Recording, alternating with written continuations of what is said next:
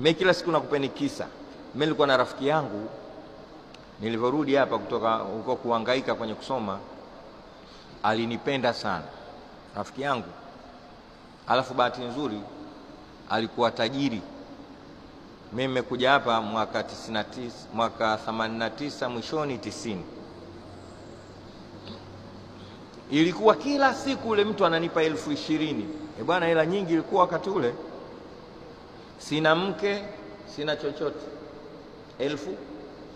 Tunatembea misikitini, alikuwa ananipenda kwa sababu ya mdomo wangu, kutoa mawaidha hivi, ananipenda. Basi twasa leo twende Mabibo. Kama kuna watu wanakumbuka, tutaenda Mabibo, tunatafuta msikiti wote, tunaomba mawaidha, lakini msemaji mimi. Tunashambulia, sasa hii ya dhuhuri tumeswali Mabibo, alasiri twende Kurasini. Tunaenda Kurasini. Nashambulia, sasa twende Kitunda. Yaani swala 5 hizi tunaswali tofauti, na mote ananisimamisha mimi, na mimi na flow kweli kweli.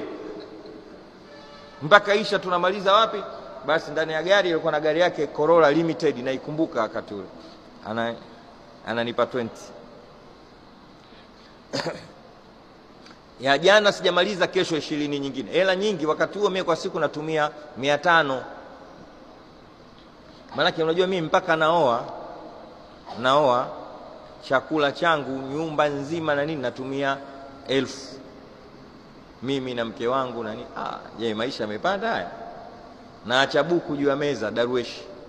Tunakula mpaka tunajisagia hivi. Yule mtu ananipa 20. Hela nyingi. Mela nzuri. Ndio hazijaisha mpaka leo zile hela, kwa sababu nilikuwa nasunda. Nimewekea mipango, ndio maana mnaona hivi imamu anatembea na gari. Ni ile 20 ilikuwa inakutana na ile. Nilikuwa nimemeki. Haina kazi. Sasa unakula buku 19 take home. Unaona je jambo hilo? Hela nyingi. Sasa fanya mara mwaka wakati ule.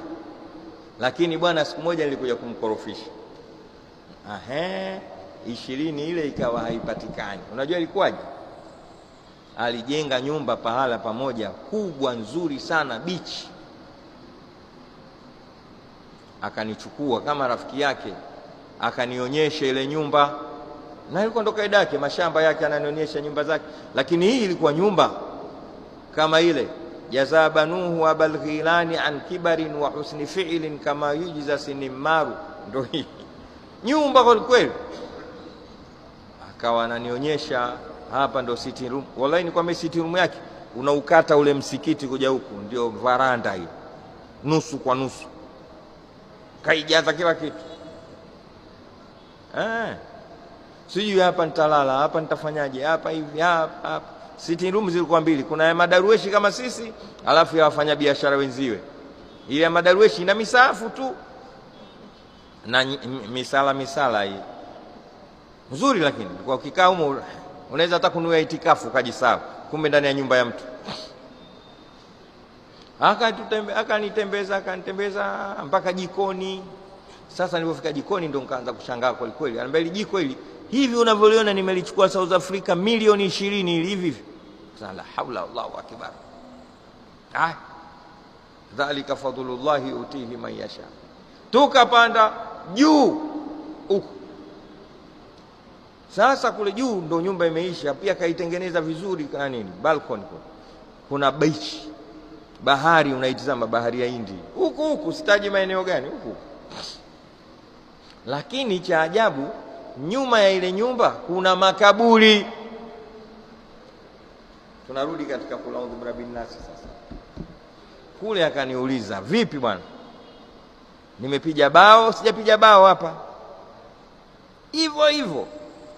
Na mimi nikamjibu kwa insaf na ikhlas kwamba kidunia, fi dunia hasan, fi dunia, maadamu duniani una nyumba kama hii, wewe wajadta hasanatan fi dunia, ushapata wema wa dunia. Lakini bado kiwanja kile, ndugu yangu, namuonyesha makaburi yale yako nyumba yake.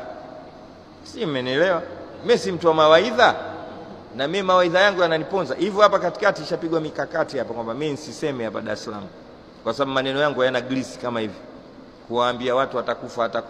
Na nitawaambia hata nyie hapa nakwambia mtakufa wote nyie, na mimi nitakufa.